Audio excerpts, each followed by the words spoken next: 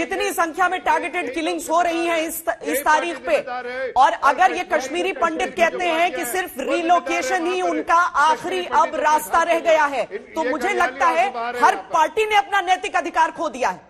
हर party ने नैतिक अधिकार खो दिया है, चाहे कोई आतंकी के साथ खड़ा हो या फिर कोई आतंकी का मुकाबला न कर पा रहा हो। इसीलिए अभी इस आधार पर तो किसी को खामोश नहीं किया जा सकता है कि आपको बोलने का अधिकार नहीं है, यह नहीं हो सकता है। इफ्रा जान जी, जो इस समय चल रहा है वो किस तरीके से आपको लग रहा है कि सुलझेगा? क्योंकि अगर आतंकी किसी ऐसे रिहायशी इलाके में चले जाते हैं, नाम पूछ लेते हैं, किसी दफ्तर में घुस जाते हैं, गोली चला देते हैं, तो वाकई इस बात को तो हम सब यकीन से कह सकते हैं कि इंडिविजुअली आप सबको सिक्योरिटी नहीं दे सकते हैं, लेकिन ओवरऑल समाज में, राज्य में एक सिक्योरिटी का माहौल क्या नहीं बनाया जा सकता है? देखिए श्वेता जी, बिल्कुल बनाया जा सकता है।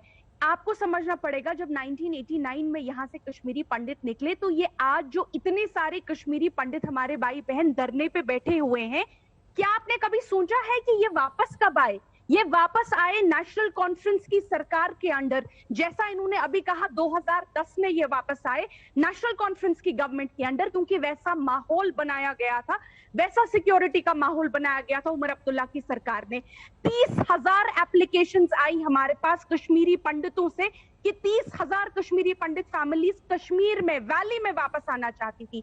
आज दुख की बात यह है कि जिन कश्मीरी पंडितों को हमने वापस लाया, जिस थोड़ी बहुत सिक्योरिटी सिचुएशन जम्मू और कश्मीर में हम लोगों ने ठीक की थी, आज हमको तो उल्टा टेरर सपोर्टर बोला जाता है, लेकिन उल्टा जो काम हम लोगों ने किया है उस काम पे पानी भी बह रहा है। आज मेरा सरकार से सवाल ये होगा, बीजेपी की सरकार से, आज 8 साल से आप जम्मू और कश्मीर में राज कर रहे हैं और 8 साल से आप सेंटर में राज कर रहे हैं। आपकी नाक के नीचे आज सारे कश्मीरी पंडित बिल्कुल 1989 की तरह अपने कपड़े बांध के बैठे हुए हैं, बसें तैयार लेके बैठे हैं कि हमको यहां से निकलना है। 8 साल आपकी सरकार को हो गए, क्या आपके पास एक मॉरल अथॉरिटी है इसके बाद भी एक गवर्नमेंट चलाने का, जबकि आपकी सरकार इस हद तक फेल हो गई है?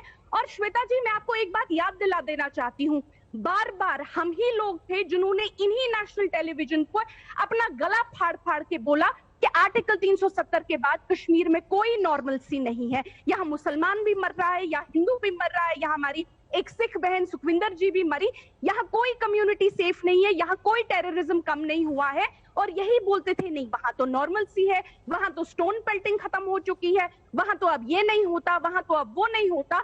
आज जब यही कश्मीरी पंडित सड़कों पे पिछले 1 महीने से खड़ा है और पूरी दुनिया के सामने चीख चीख के गुहार लगा रहे हैं इंसाफ की, आज सब ये मानने लग गए कि हाँ कश्मीर में माहौल ठीक नहीं है।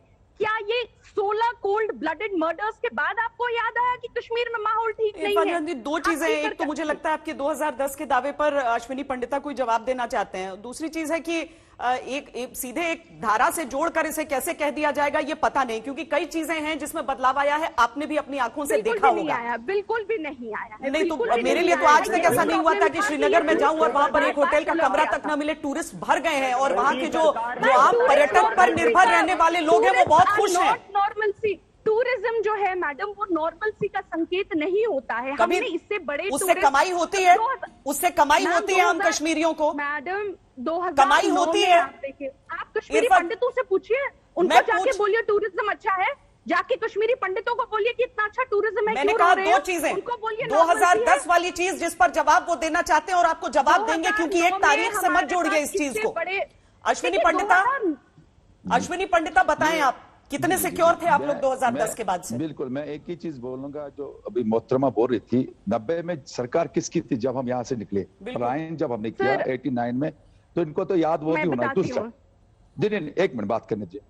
और दूसरा, मैं इसमें पॉलिटिकल लेवल में नहीं जाना चाहता हूँ, अगर मैं इसमें वर्तमान सरकार को वो हाथ जोड़ के बोल रहे हैं, अगर 2010 में किसी सरकार ने गलती की हमें यहाँ ला के, अब हम आपसे हाथ जोड़ के बोल रहे हैं कि उस गलती को आप सुधार दो, हमें वापस, जब तक प्रॉपर रिहैबिलिटेशन नहीं होगी तब तक हमें कहीं डेप्यूटेशन पे आप जम्मू भेज दीजिए, चाहे 3 साल के लिए, एज पर आपके सोर्सेज जो है, आपके जो पुलिस के जो हायर अप्स बोल रहे हैं कि 3 साल तक हालात नॉर्मल हो जाएंगे, तब तक हमें डेप्यूटेशन पे भेज दिए, हमारी जानें बचा दीजिए। हमारी फैमिली डिस्टर्ब हो चुकी है, मतलब पूरा समाज हमारा इस समय इसी विषय पे चल रहा है।